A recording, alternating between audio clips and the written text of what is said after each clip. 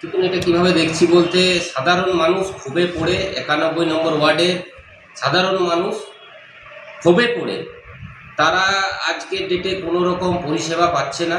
সেই কারণে ওনারা ক্ষোভে পড়ে কে বা কারা করছে সেটা আমরা এখন ইন্ডিকেট করতে পারছি না, কিন্তু সাধারণ মানুষের দ্বারা কাউন্সিলর যে কিছু কাজ দেওয়া দরকার, ইনকাম সার্টিফিকেট, রেসিডেন্সিয়াল, আজকে 4 তারিখের পর থেকে কাউন্সিলরকে খুঁজে পাওয়া যাচ্ছে না। সাধারণ মানুষের কোনো রকম পরিষেবা পাচ্ছে না, মানুষ একটা বিভ্রান্ত অশান্তির মধ্যে পড়ছে। আপনাদের মাধ্যমে আমি জানাতে চাই, কাউন্সিলরকে অনেকবার রিকোয়েস্ট করা হয়েছে যে আপনি আসুন, আপনার দপ্তরে বসুন, কাজ করুন, আমরা পূর্ণ সহযোগিতা করব আপনাকে, কিন্তু আপনি এভাবে যদি পালিয়ে বেড়ান, সাধারণ মানুষ কিন্তু একটা ভোগান্তির মধ্যে পড়ছে, সাধারণ মানুষের অসুবিধার সম্মুখীন হচ্ছে।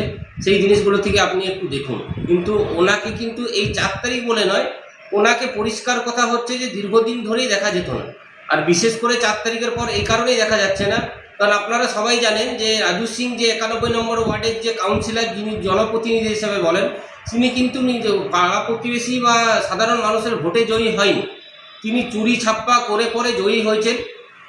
তিনার যদি আগামী দিনে যদি দেখেন, ব্যাকগ্রাউন্ড দেখেন, উনি একজন জমি মাফিয়া, আর উনি 4 তারিখের পর বুঝে গেছে বিজেপি সরকার আসার পর যে জমি মাফিয়া, ল্যান্ডের যে মাফিয়ার কাজগুলো সেগুলো আমি আর করতে পারবো না, সেই কারণে উনি পালিয়ে গেছেন।